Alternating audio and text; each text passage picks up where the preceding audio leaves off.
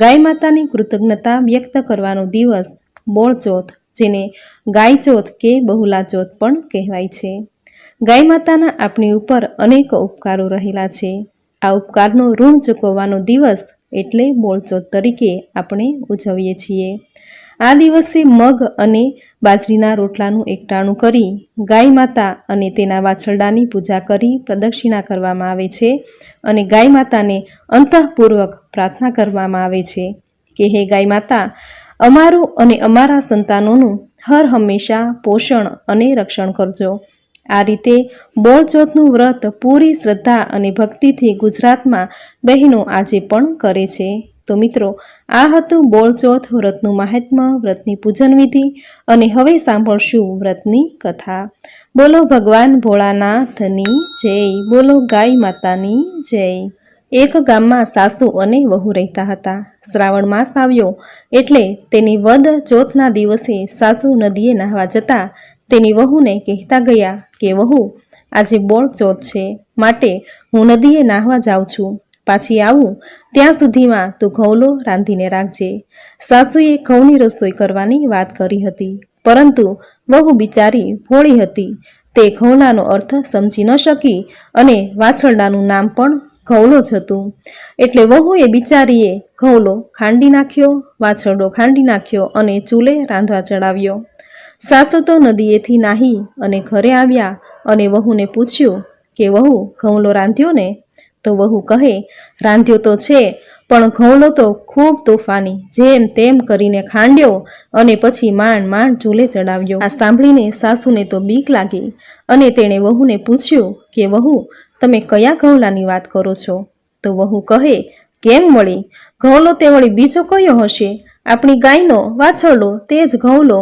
વહુએ ચોખવટથી વાત કરી અને સાસુમાએ તો અફસોસ કરી અને બોલ્યા કે અરે રે વહુ, આ તમે શું કર્યું?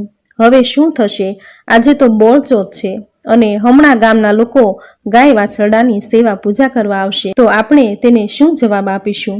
વળી આપણી ગાય સીમમાંથી પાછી આવશે અને તેના વાછરડાને નહીં જુએ તો ઝૂરી મરશે. વહુ, તમે આ શું કરી નાખ્યું? હવે શું કરીશું?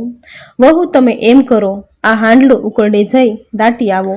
અને સાસુજીના કહેવાથી વહુ તો ઘઉલો રાંધેલું હાંડલો ઉકરડે જઈ દાટી આવી. સાસુ અને વહુ તો ઘરના દરવાજા બંધ કરી બેસી ગયા.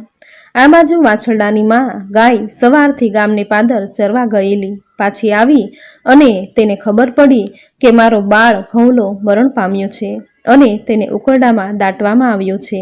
ગાય તો ઠેકડા મારતી અને ભાંભરતી આવી અને પોતાના શિંગડા વડે જ્યાં પેલું હાંડલું દાટેલું હતું ત્યાં માટી અને કચરો ઉખાડી નાખ્યો અને તેનું શિંગડું હાંડલું ફોડતા જ તેમાંથી જીવતો ઘઉલો વાછરડો બહાર આવ્યો અને પોતાની માતાને જોતા જ તેને ધાવા લાગ્યો.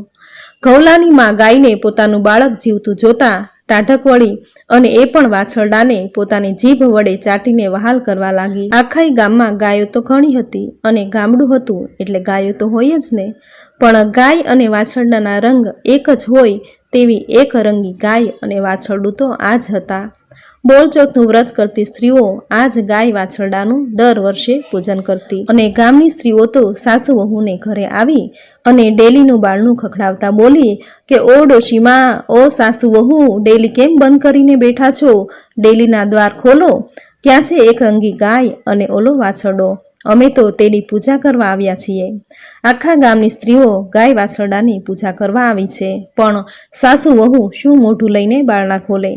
પૂજા કરવા આવેલી ગામની સ્ત્રીઓ બૂમો પાડી પાડીને કંટાળી અને થાકી જ્યાં પાછી ફરવા જાય છે ત્યાં તો ગાય અને પેલો ઘઉલો વાછરડો સામેથી દોડતા આવતા હતા અને બધી સ્ત્રીઓની સામે આવીને ઊભા રહ્યા. વાછરડાના ગળામાં ફૂટેલા હાંડલાનો કાંઠલો હજુ એમને એમ ભરાયેલો છે. સ્ત્રીઓને નવાઈ લાગી કે અરે, આ દિવસે ગાય વાછરડાને લોકો ફૂલનો હાર પહેરાવે અને આ જ ઘઉલાને ફૂટેલી હાંડીનો કાંઠલો કોણે પહેરાવ્યો હશે? પછી તો પેલી સ્ત્રીઓએ વાછરડાના ગળામાંથી કાંઠલો કાઢી અને ગાય વાછરડાને ફૂલની માળા પહેરાવી, કંકુનો ચાંદલો કરી, ચોખા ચોડ્યા, આરતી ઉતારી અને બધી સ્ત્રીઓ વાછરડાને ફૂલની માળા પહેરાવા લાગી. આથી વાછરડો આનંદમાં આવી ગાયને ધાવા લાગ્યો. આમ વાછરડાનું પૂજન કરી બધી સ્ત્રીઓ ગાય વાછરડાના ગરબા ગાવા લાગી. અંદર ઘરમાં પુરાઈ રહેલા સાસુ વહુ ગરબાનો અવાજ સાંભળી વિચારવા લાગ્યા કે વાછરડો ઘઉલો તો છે નહીં, તો આ ગરબા કેમ ગવાય છે? બંનેએ ઊભા થઈ બારણાની તિરાડમાંથી જોયું તો ગાય ઊભી છે. ઘઉલો આનંદથી તેને ધાવી રહ્યો છે. સાસુને તો નવાઈ લાગી. તેને થયું કે હવે બારણા ખોલવામાં કોઈ વાંધો નથી, અને સાસુ અને વહુ બારણું ખોલી બહાર આવ્યા અને ગાય તથા ઘઉલાની પૂજા કરી 2 હાથ જોડી અને કહ્યું કે બહેનો, તમારા બધાના વ્રતના પ્રભાવથી જ મારો ઘઉલો સજીવન થયો છે. ત્યારે પેલી સ્ત્રીમાંથી એક સ્ત્રી બોલી કે માજી, શાસ્ત્રોમાં લખ્યું છે કે ગાય માતાના શરીરમાં 33 કરોડ દેવતાનો વાસ છે, એટલે ગાય માતાનું વ્રત કરનારની મનોકામના અવશ્ય પરિપૂર્ણ થાય છે. પછી ગામની સ્ત્રીઓ સૌના ઘેર ગઈ અને બધાના ગયા પછી સાસુ વહુ ગાય વાછરડાના શરીરે પંપાળવા લાગી. આજે તેના આનંદનો કોઈ પાર ન હતો.